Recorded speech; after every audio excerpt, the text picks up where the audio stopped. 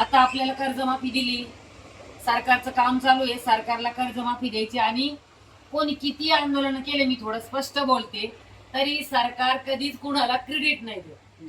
सगळ्यात महत्वाचं, आपण जरी गेलो तरी ते आपल्याला क्रेडिट नाही देत. शरद जोशींनी नादारीचे अर्ज भरून घेतले होते, व्ही पी सिंग पंतप्रधान होते तेव्हा पहिली कर्जमाफी झाली 10,000ची.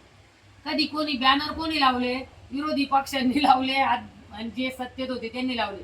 शरद जोशींमुळे झाली हे म्हणणारे लोक कोण होते? ज्यांनी खरोखर ग्राउंड लेवलवर काम केलं होतं त्यांनी. त्याच्यामुळे कर्जमाफी होणार आहे, पण मग आपण प्रयत्नच करायचे नाही असं नाही, आपल्याला प्रयत्न करावेच लागणार.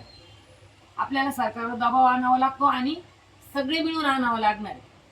फक्त त्याच्यात अजून आपल्याला आपलं फक्त कर्जमाफी करून घेणं हा उद्देश नाही, परत शेतकऱ्यावर कर्ज होणार नाही याच्यासाठी प्रयत्न करणं म्हणजे शेतकरी संघटना आहे. शेतकऱ्याला आज काय परिस्थिती, काल संध्याकाळी आम्ही रुपेशच्या गावाला होतो, रात्री आबांशी बोलणं झालं. आता अशी परिस्थिती की वावरात पाणी आहे, शेंगाच्या मुकण्या होती, तुम्ही काय म्हणतात म्हणजे भरणार नाही शेंगा, आणि खालच्या मुळाला पाणी राहिल्यावर नंतर आपल्याला सोंगता येणार नाही. बरं त्यावेळेला जरी पाऊस राहिला दिवाळीच्या आसपास, तर 2 वर्षापूर्वी आपलं जसं झालं की वावरातच गंज घालावी लागले, तशी परिस्थिती होऊ शकते. या सगळ्यासाठी आपल्याला बाकी जगभर जे तंत्रज्ञान चालू आहे, बाकी जगभर जे सरकार जे तेल आयात करतं, ते तेल कोणत्या प्रकारचं आहे, कोणतं बियाणं वापरलं जातं, त्याच्यामुळं सोयाबीन कशी तग धरून राहते जास्ती पाण्यात कमी पाण्यात, आणि ॲव्हरेज कसं जास्त, या सगळ्या गोष्टीचा बी अभ्यास करून आपल्याला त्याच्यासाठी काम करणं आहे. आणि कुणी का होईना कोणत्याही शेतकऱ्याने आता कर्जमाफी करून घेणार असेल तर आपल्याला बी त्याला बळ द्यावं लागणार.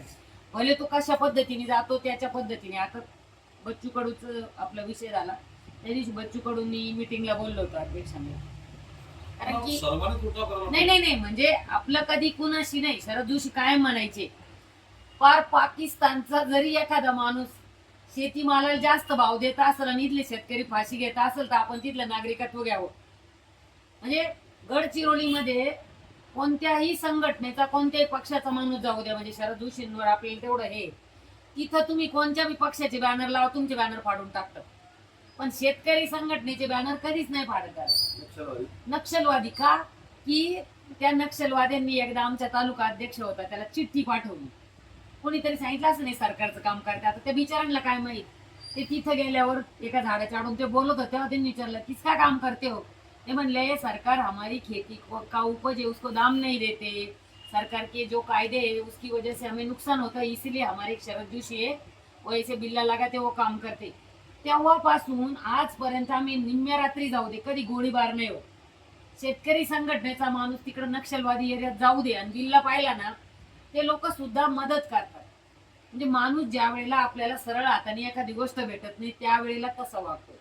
त्याच्यामुळं कुणीही शेतकऱ्यांच्या कामासाठी काम करत असेल तो त्याची काय पद्धत आहे किंवा तो काय पद्धतीने जातो त्याच्या काय स्ट्रॅटेजी काय आपल्याला घेणं नाही, पण शेतकऱ्याच्या पदरात काय पाडून घेता येईल याच्यासाठी आता खरं तर सगळ्या शेतकरी नेत्यांनी सगळ्या विरोधी पक्षांनी एकत्र येण्याची गरज आहे. मला असं वाटतं, कदाचित माझा विचार करण्याची पद्धत चुकीची असेल, पण जर सगळेच शेतकऱ्यांसाठी मागच्या 2 वर्षापूर्वी जे वरडत होते ते सगळे सत्य, ते सगळ्यातले थोडे थोडे, मग आपलं म्हणणं नाही तुम्ही आम्हाला क्रेडिट नका देऊ, तुम्ही कोणत्या नेत्याला क्रेडिट नका देऊ, पण तुम्ही शेतकऱ्याचं भलं कशात याचा विचार करा.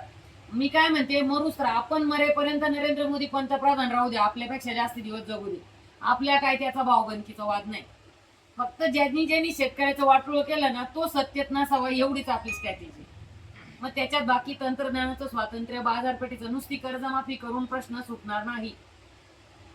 महाराष्ट्रातला शेतकरी इतका हातबल झालेला आहे, सगळा शेतकरी पूर्ण महाराष्ट्रातला, जरी एवढं कर्ज माफ झालं तर बाकी सगळे कर्ज आहे, जिल्हा बँकेचे कर्ज आहे, सोसायटीचे कर्ज आहे, फायनान्सचे कर्ज आहे. आज महाराष्ट्रातल्या छोट्या खेड्यापाड्याची परिस्थिती अजून बिकट आहे. महिलांचे जे बचत गट, फायनान्सचे, मायक्रो फायनान्सचे जे लोन आहेत ना, त्यांच्या ग्रुपला जर बसलं, कारण की मी माझ्या गावाला ते ग्रुप चालवतो, त्या ग्रुपमध्ये जर बसलं ना बरं का, तर ते लोक विचारतात ना मीटिंगला की लोन कशासाठी घेणार आहे, आपले डॉक्युमेंट द्यावे लागतात ना आपले. तुम्ही म्हणले ना मला शेळ्या घ्यायच्या आहे, पैसे देतात, मशीन घ्यायची पैसे देतात, पण तुम्ही गाय पाळायची म्हणलं तरी पैसे देते, पण तुम्ही म्हणले ना कांदे लावायसाठी, टमाटे लावायसाठी पैसे देतात, त्या बाईला ग्रुपमधून काढून टाकतात. ही मायक्रो फायनान्सची परिस्थिती. बरं, मायक्रो फायनान्स मध्ये जे लोक शेतीत काम करायला येतात त्या बायका खोट्या सांगूनच पैसे घेऊन राहिल्यात. याच्यात अजून तोटा काय उरायला माहितीये, जे दिसतं वरवर चांगलं तसं नाहीये. ज्या बायकांनी शेतात काम करायसाठी, कांदे लावायसाठी पैसे घेतले असेल, समजा मालकीन असेल तर तिने कांदे लावले, आज सोयाबीन लावली, तर तो बी तोट्याचा धंदा आहे म्हणल्यावरती पैसे फेडू शकत नाही. ज्यांनी एखाद्याने दुसऱ्याचं वावर धरलं आणि त्यांनी बी तिथं टमाटे लावले, सोयाबीन लावली, त्याला परवडत नाही. आणि शेतकऱ्याला आणि शेतमजूरला परवडत नाही म्हणल्यावर पैसे कुठून येणार? म्हणजे सगळ्या बँकांचं लोन थकलेलं आहे, की फक्त सरकारी बँकांचं, सरकारचं कर्ज हे आपल्याला दिसणाऱ्या गोष्टी आहे, पण आतमध्ये खूप खोल वेगळ्या गोष्टी आहे. आणि आता इथून आता ह्या वर्षी सोयाबीनचे नांदेडमध्ये 10-10 क्विंटल सोयाबीन तयार होणारे आपण शेतकरी पाहिले, 10 क्विंटलचे सोयाबीनचे शेतकरी पाहिले. आज 2 आणि 3 क्विंटलवर आले. बरं, जर हाच पाऊस दिवाळीपर्यंत राहिला तर ते सुद्धा आपल्या हातात येणार नाही. मग सरकारने फक्त कर्जमाफी करून होणार नाही. पुढच्या वर्षी शेतकऱ्याला परत कर्ज मागायची गरज पडली नाही पाहिजे, याच्यासाठी काहीतरी ठोस उपाययोजना करावी लागणार. आणि कोणीही आंदोलन करू द्या, फक्त त्याची जळ शेतकऱ्याला बसू नये आणि शेतकऱ्याच्या पदरात काहीतरी पडावं. कोणीही आंदोलन केलं पाहिजे, कोणीही नेता झाल्याने फरक पडत नाही. फक्त लवकरात लवकर शेतकऱ्याच्या पदरात पडलं पाहिजे, नाही तर अजून 3 वर्ष शेतकऱ्याला खेळवणं सोपी गोष्ट नाही. आणि अचानक म्हणजे सांगायचं की अशोक पाटलांना रात्री फोन केला, खरं तर मी काय अध्यक्ष म्हणजे अशोक पाटलाच बोलायला नाही नाही नाही, म्हणजे आम्ही येणे ते बोलणारे, मी असं सहज गप्पा मारताना. आता दादांची माझी बरेच दिवस झाली गाठ नाही झाली. तर कसं होतं की आता आपण निवडणूक म्हणून स्वतंत्र भारत पक्ष तसं काम नाही करत. शेतकरी उभा राहिला तरच तो पक्षाचं काम करील ना. आपण शेतकरी म्हणूनच काम करतो. आणि आता बच्चू कडूच्या मिटिंगला मामांना बोलवलं होतं ना, पुण्याला आम्ही सोबतच होतो सगळे.